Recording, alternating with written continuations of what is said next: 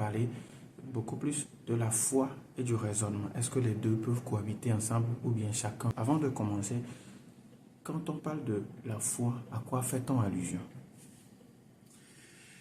Quand on veut parler de la foi, on fait allusion à Dieu, c'est-à-dire à la confiance en Dieu. Donc c'est ça en fait la foi. On ne peut pas parler de la foi sans parler du consommateur de la foi, de celui qui a demandé la foi, de celui en qui il faut avoir confiance. Alors maintenant, est-ce que la foi c'est une expérience personnelle, une conviction spirituelle ou une autre chose? La foi, eh bien, c'est une conviction personnelle. La foi, elle est définie plutôt dans Hébreux chapitre 11.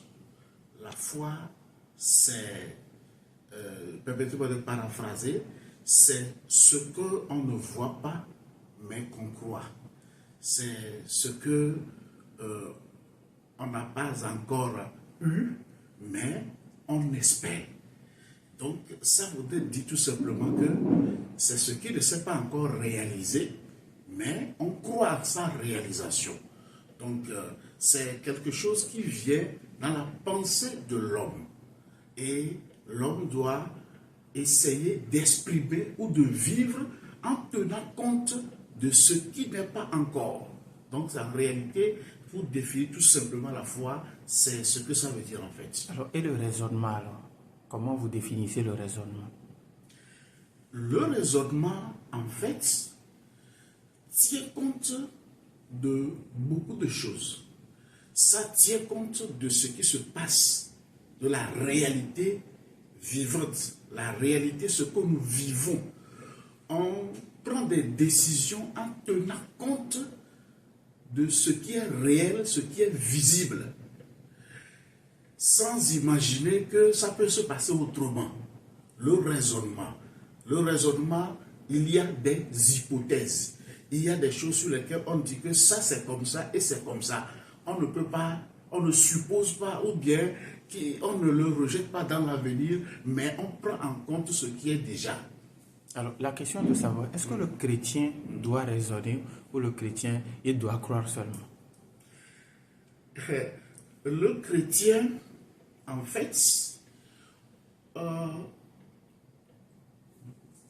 raisonner ou vivre par la foi, c'est deux choses distinctes, mais le chrétien est appelé à vivre les deux. Parce que le même Dieu, qui est le consommateur de la foi, c'est-à-dire qui a demandé qu'on ait foi en lui, c'est le même Dieu qui a demandé qu'on puisse raisonner. C'est-à-dire, il a dit dans les évangiles, méfiez-vous, je vous envoie parmi les loups. C'est la même personne, c'est le même Dieu. Donc ça veut dire que il y a des circonstances où il faut vivre par le raisonnement et il y a des circonstances où il faut vivre par la foi. La foi, ce n'est que la confiance en Dieu. Et c'est pas ça que Dieu veut que nous vivions. Par la foi, en ayant confiance en Dieu. Quand tu es dans une circonstance où tu es dans l'inquiétude, Dieu te dit de ne pas être inquiet. Là, tu exprimes ta foi en lui. Généralement, il y a un aspect très important que nous ignorons quand il s'agit de foi et de raisonnement. La foi même en réalité est donnée par Dieu lui-même ou bien par l'Esprit de Dieu lui-même. C'est ce que nous ignorons souvent. La foi ne vient pas comme ça en l'homme. Et quand il faut parler de foi, je ne peux pas accuser un croyant de n'avoir pas exprimé sa foi. Parce qu'il y a des degrés de foi. Et mon degré de foi diffère du degré de foi de quelqu'un d'autre. Donc, dans la vie, dans l'expression de la foi, je peux agir d'une manière et l'autre chrétien ou croyant ne peut pas le faire parce que lui n'est pas à ce degré de foi.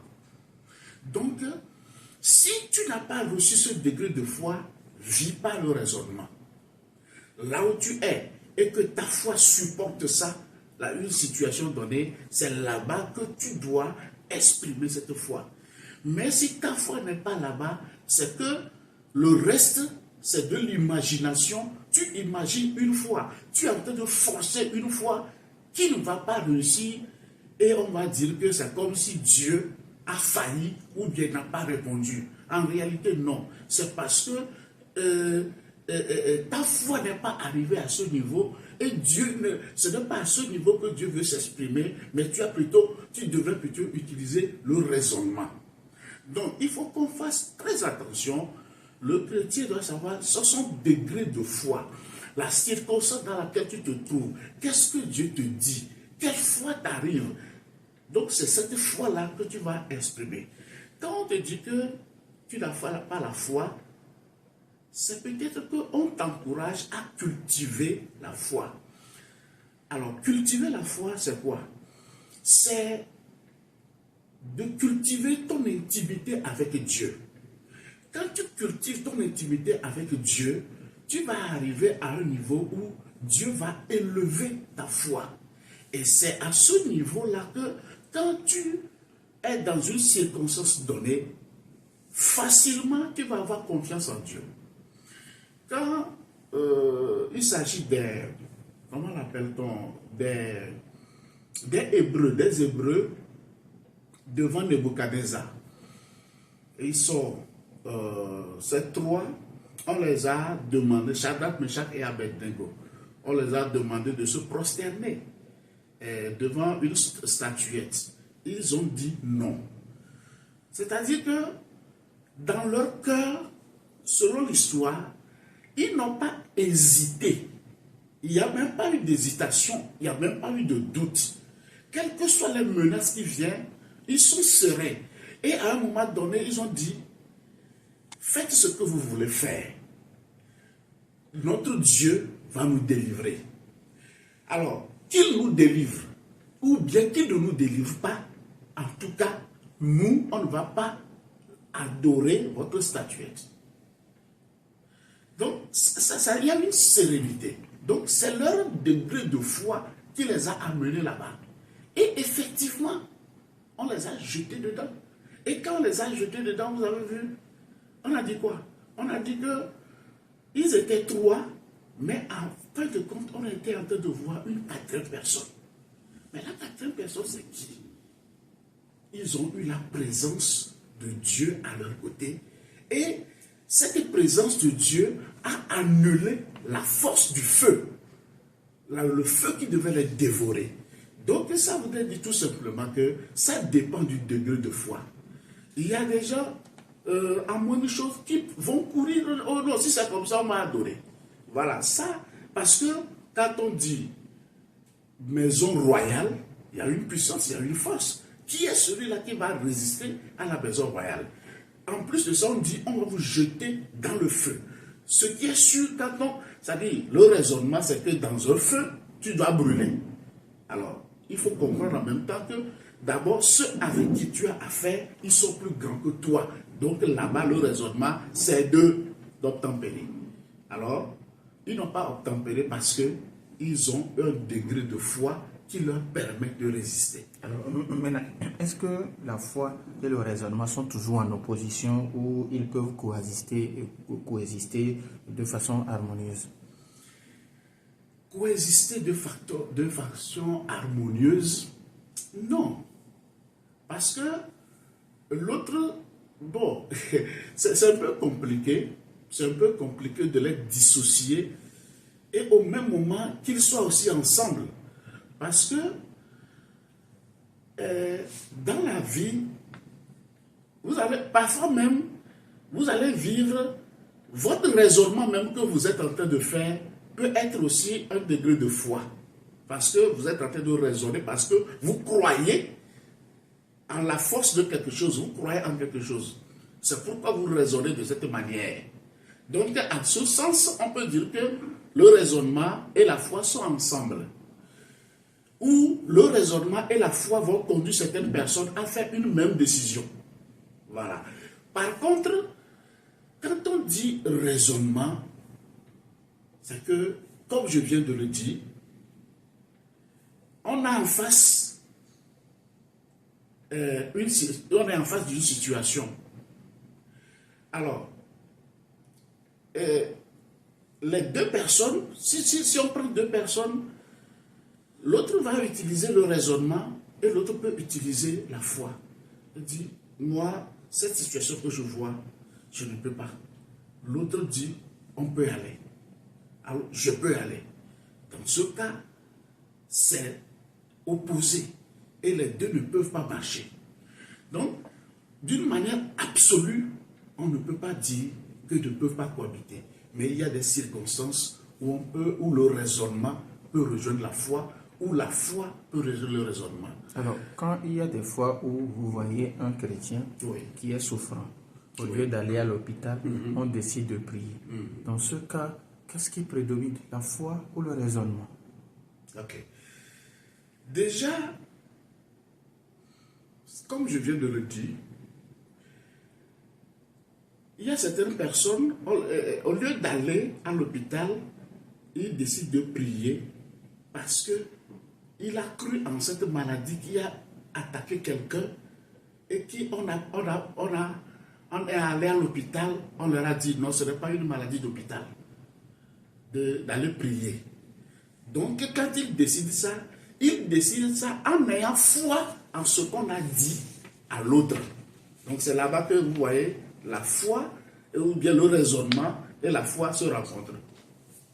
De la même manière, c'est une question de foi aussi de dire que je ne vais pas à l'hôpital, je vais prier.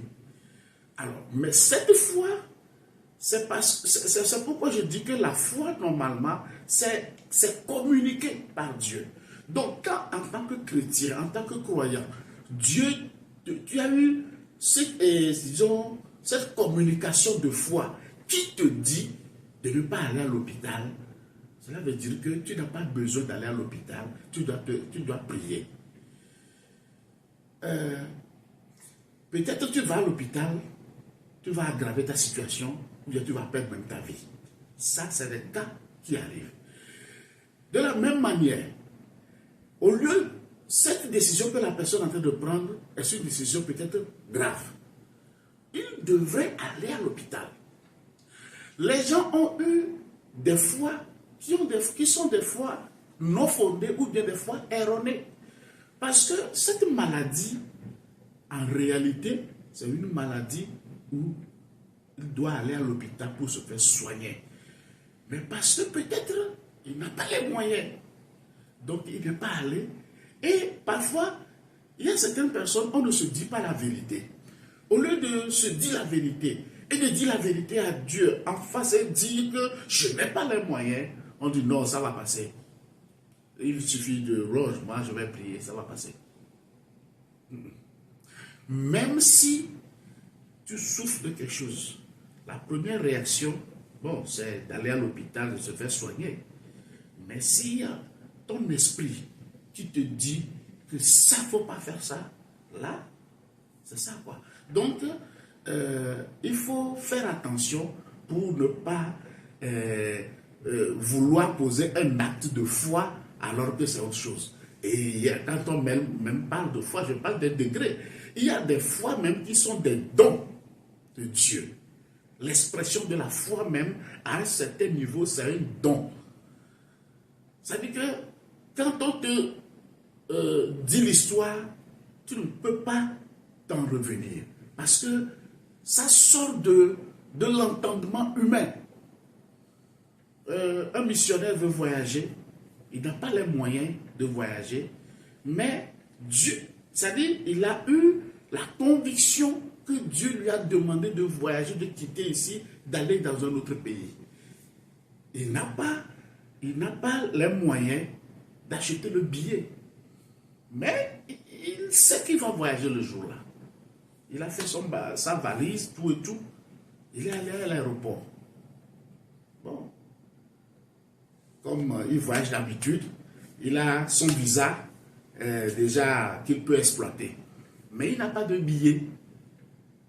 Mais vous imaginez, selon ce qu'on m'a raconté, le missionnaire est allé à l'aéroport et est dans la queue pour aller faire les formalités avec son passeport, visa dedans. Et juste quelques pas avant d'aller auprès de l'agent qui doit faire les formalités, quelqu'un qui court derrière lui, qui vient le toucher et puis lui donne une enveloppe. Dans cette enveloppe, il y a le billet. C'est que la foi là lui est communiquée. La foi là lui est donnée. C'est pourquoi il a pu faire, c'est-à-dire ce déplacement. Là où je suis, si je vous dis que je peux agir ainsi, je ne sais pas encore. Parce que je ne suis pas à ce niveau de foi. Peut-être qu'un jour Dieu me le donnera, mais quitter la maison tant que je n'ai pas de billet d'avion pour voyager, je ne peux pas le faire. Les gens sont allés au marché pour dire que ça c'est chose-là, ça c'est ma femme, ou bien les gens quitté pour aller au marché plutôt pour dire que Dieu m'a donné tel. Vous allez voir que les gens disent que la voiture là, Dieu a dit que je vais l'acheter. Non, c'est pas ça. Il y a quand même des gens. C'est-à-dire que l'expression de la foi, il ne faut pas tenter Dieu. Il ne faut pas tenter Dieu. Ce n'est pas ça. Désirer quelque chose aussi, ce n'est pas aussi... C'est-à-dire que c'est un désir. Il y a une certaine foi que nous disons foi, mais en réalité, c'est l'expression du désir. Je désire ceci, on dit, oui, je vais l'avoir au nom de Jésus. C'est-à-dire que ça, c'est un désir, c'est une prière. Il faut faire cette distinction de la foi aussi. Parce que ce n'est pas que tu possèdes la chose déjà, mais tu désires la chose et quand on en parle, tu dis je reçois par la foi. C'est-à-dire que ça va arriver. Alors, avant de finir, oui, qu'est-ce que vous avez à répondre à ceux qui pensent que quand on est chrétien, quand on est enfant de Dieu, on ne doit pas raisonner, il faut marcher toujours selon la foi? Oui, et pour cela, j'aimerais tout simplement dire que ils ont besoin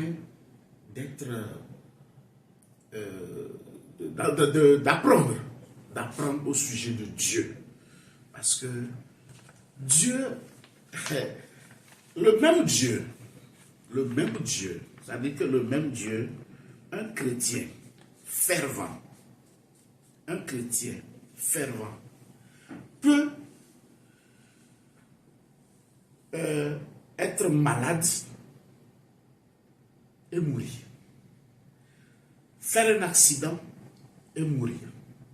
Le même Dieu, un chrétien va faire un accident, il va le sauver, il ne va pas mourir. Ou bien il va même éviter cet accident-là. Vous pouvez être chrétien. Il y a certains malheurs, certaines choses qu'on pense que quand on est chrétien, on ne peut pas avoir. C'est là-bas que j'invite les gens. Ceux-là qui pensent qu'il faut toujours agir par la foi, Agir par la foi, je l'avais dit, il faut être en communion et en intimité avec Dieu. Alors que notre chair aussi lutte contre l'intimité avec Dieu. Donc c'est ça qui fait que parfois, au lieu d'exprimer ou bien d'agir comme Dieu veut, on fait parfois des choses que Dieu ne veut pas. Donc raison pour laquelle, c'est vrai, on veut vivre par la foi, mais le même Dieu nous a demandé d'être vigilants, d'être éveillés. Le même Dieu nous a dit d'être prudents. Donc si on te dit d'être prudent, ça veut dire qu'il faut bien analyser. Il faut prendre des dispositions. Ce n'est pas parce que Dieu peut me sauver, donc je vais traverser la route sans regarder à gauche, à droite avant de traverser. Tu seras renversé. Vous voyez, c'est comme je dis, c'est comme si je veux tenter Dieu. Donc, on ne peut pas, il y a le raisonnement.